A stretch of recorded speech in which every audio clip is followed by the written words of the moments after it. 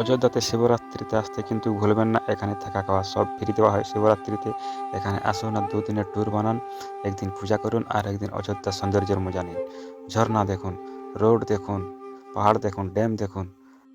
Hello guys, welcome my YouTube channel. আমি আছি আপনার সাথে সোনু পিঙ্কি ওয়ান। আজকে আমি এসে গেছি শিবরাত্রির পূজা করতে। আমাদের গ্রামের সামনে মন্দির, আমাদের এই ডুংরিতে পুজো হয়। আমি এসে গেছি আর আমি আমার ফুচকা নিয়েও এসেছি, কারণ পয়সা না হলে তো কিছু হবে না, তাই এসে গেছি আমি আমার ব্যবসা নিয়ে। তো যাই হোক, সঙ্গে থাকুন, ভিডিও দেখুন আর লাইক কমেন্ট সাবস্ক্রাইব প্লিজ করে দেবেন। তাহলে দেখতে পাচ্ছি আমাদের ডুংরি মেলাতে আশেপাশের গ্রামের লোক এখানে এসে থাকেন, পুজো করেন শিবরাত্রিতে। আমিও এসেছি আর এসে এখানে আমি পুজো দিয়ে আমাদের টার্গেট আজকে যাওয়া হবে অযোধ্যা। আমরা অযোধ্যাতে পুজো করব, তার জন্য এখানে আমরা সকাল সকাল এসে গেছি। আমি এসেছি, আমার বউটাও এসেছে। এখানে মোটামুটি আমাদের পুজোর শেষের দিকেই। আর এখানে পুজো করে আমরা বাড়িতে যাব। আগে বাড়িতে যাই, কিছু কাপড় চোপড় নিয়ে আমরা বেরিয়ে পড়বো অযোধ্যার দিকে।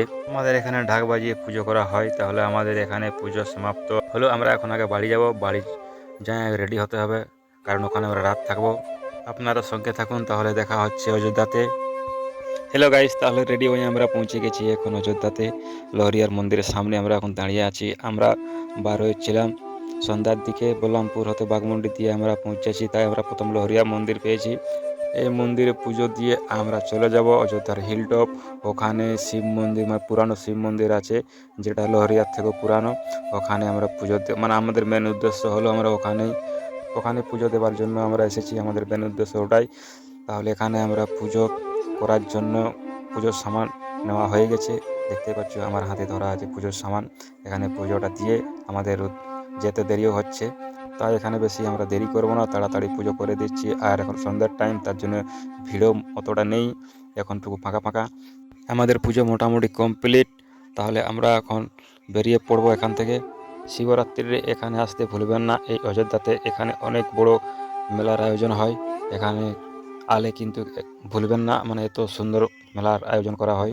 কারণ আমরা এখন যে জায়গাটায় যাচ্ছি, সেই জায়গাতে গেলে কিন্তু আপনি ভুলবেন না, এত সুন্দর। ওখানে শিবের বরাতি আসা হয়, জলসা থেকে বর আসা অবধি, মানে এত সুন্দর এখানে আয়োজন করা হয়। তাহলে আমরা এখন বেরিয়ে পড়লাম, রাত হয়ে গেছে, রাত 7টা মোটামুটি বাজছে। আমরা এসেছি বাইকে, আমার পুরো ফ্যামিলি এসেছি, আমরা এসে গেছি। এখানে থাকা খাওয়া ফ্রি সব কিছুর ব্যবস্থা করানো হয় ভক্তদের জন্য। এখানে দেখতে পাচ্ছ অনেক প্রচুর ভক্ত পড়ে আছে। আর রুমগুলো থাকার জন্য আপনি থাকতে পারেন। আর এখানে যদি পছন্দ না লাগে তাহলে আপনি চলে যেতে পারেন। এখানে সামনে লজও আছে, হোটেলও আছে, সব রকম ব্যবস্থা এখানে আছে। এটা হচ্ছে জয় শ্রী গুরু মন্দির।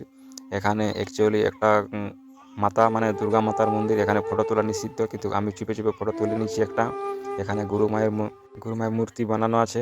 তাহলে আমরা এখানেও আগে পুজোটা করে নিই, তারপরে খাবারের দিকে যাব, কারণ এখানে ফ্রিতে খাবার দেওয়া হয়, মানে প্রসাদ যেটা বলা হয় আর কি, প্রসাদ দেই, খিচুড়ি, পায়েস।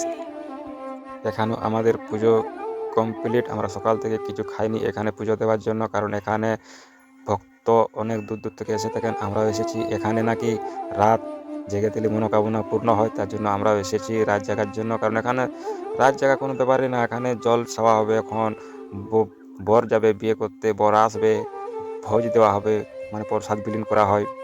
এখানে প্রার্থনা চলছে। তাহলে আমরা এই দেখুন খেতে বসে গেছি প্রসাদ। আমরা আগে প্রসাদ খাবো, পুজো কমপ্লিট। দেখুন অনেক ভক্তগণ আছে এখানে, মানে সন্ধ্যার থেকে এখানে প্রসাদ বিতরণ শুরু হয়। অনেক দূর দূর থেকে আসা লোক। সকালে আমরা স্নান করতে চলে এলাম সীতাকুণ্ডু। এই সামনে সীতাকুণ্ডুতে আমরা স্নান করবো, কারণ এখানে সীতাকুণ্ডুতে নাকি গরম গরম জল বার হয়, মানে ফুটন্ত জল। তো তাই আমরা এসে গেছি, এখানে দেখতে এসে গেছি। দেখা যাক কেমন জল ফুটছে। এখানে অনেক লোক আছে, মানে রাত থেকে লাইন লাগানো হয়ে আছে। এখান থেকে জল তুলছে বালতিতে আর চান করা হচ্ছে। আমরা এসে গেছি। তো রাতেও তো ভালো দেখতে পাচ্ছি না। এখানে একটা শিব মন্দিরও বানানো আছে, জল ফুটছে। ওই দেখুন নিচে যে সাদা সাদা আছে, জল বুড়বুড় হয়ে বার হচ্ছে নিচ থেকে উপর। আর সব থেকে মজার বিষয়, যেখানে গরম গরম জল বার হচ্ছে। তাহলে এখানে আমরা চান করে আবার মন্দিরের দিকে যাব। চান করার জন্য লাইন দিয়ে থাকতে থাকতে সকাল হয়ে গেল দেখুন। আর এখানে সীতা মাটি, মানে এখান থেকে মাটি নিয়ে যায় অনেক লোক সীতাকুণ্ডু থেকে। এখানে সীতাকুণ্ডু একটা খুব সুন্দর জায়গা।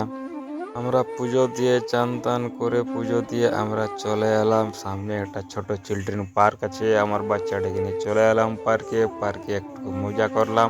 আবার মজা করে আমরা বেরিয়ে পড়লাম মানে রাম মন্দিরের দিকে আমরা চলে এলাম। রাম মন্দিরে দর্শন করে আমরা নিজের বাড়ি চলে গেলাম। আজকের মতো ব্লগ আমাদের এখানে সমাপ্ত করলাম। আর আপনারা যদি আসতে চান তাহলে আপনারা এসে যাবেন বাঘমুন্ডি থেকে বল্লামপুর বাঘমুন্ডি অথবা পুরুলিয়া, এদিকে বাস অ্যাভেলেবল পাওয়া যায়, বাইকও আসতে পারেন। আর এই যে জয় শিলিগুড়ি মন্দিরে যদি আসতে চান তাহলে আপনি বলবেন যে আমি হিলটপে আসবেন, আর হিলটপে আসে ওখানে জিজ্ঞেস করবেন যে জয় শিলিগুড়ির মন্দির, ওখানে লোক আপনাকে বলে দেবেন। আর আলে দেখতে পাবেন এখানে প্রচুর ভিড় হয়ে থাকে। আর সব থেকে পুরানো মন্দির হচ্ছে আমাদের এই জয় শিলিগুড়ি মন্দির, কারণ অযোধ্যার এটাই মেন পুরানো শিব মন্দির। এখানে কিন্তু আসতে ভুলবেন না। আমাদের রাম মন্দির দর্শন করা হয়ে গেল, তাহলে আমরা এখন আমাদের বাড়ির দিকে যাওয়ার জন্য প্রস্তুতি নিচ্ছি। তাহলে ভালো থাকুন, সুস্থ থাকুন, আর ভিডিও দেখতে থাকুন। নতুন নতুন ভিডিও দেখার জন্য লাইক কমেন্ট সাবস্ক্রাইব করে দেবেন। ধন্যবাদ।